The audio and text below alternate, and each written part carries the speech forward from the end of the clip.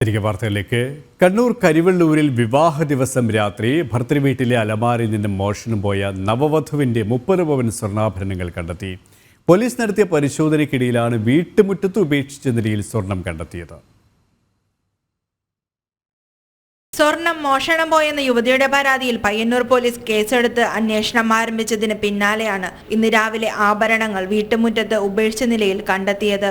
Plastic കവറിൽ പൊതിഞ്ഞ നിലയിലായിരുന്നു ആഭരണങ്ങൾ വീടിന് സമീപം ഉപേക്ഷിച്ചിരുന്നത്. മോഷ്ടിച്ച വ്യക്തി തന്നെ ഇന്ന് രാവിലെ വീടിന് സമീപം കൊണ്ടുവച്ചതാണെന്ന് സംശയം. കവർന്ന മുഴുവൻ ആഭരണങ്ങളും കവറിൽ നിന്ന് കണ്ടെത്തിയിട്ടുണ്ട്. ഇക്കഴിഞ്ഞ വ്യാഴാഴ്ച വിവാഹ ദിനത്തിലാണ് സ്വർണം മോഷണം പോയത്. കരിവെള്ളൂരിലെ അർജുന്റെയും ആർച്ചയുടെയും വിവാഹം കഴിഞ്ഞ അന്ന് തന്നെ വീടിന്റെ 1-ാം നിലയിലെ കിടപ്പുമുറിയിലുള്ള അലമാരയിൽ സ്വർണം അഴിച്ചുവെച്ചിരുന്നു. പിന്നീട് അലമാരയിൽ നോക്കിയപ്പോഴാണ് സ്വർണം മോഷണം പോയതായി കണ്ടെത്തിയത്. ഉടൻ തന്നെ പയ്യന്നൂർ പോലീസിൽ പരാതി നൽകുകയായിരുന്നു. ജനം, കണ്ണൂർ.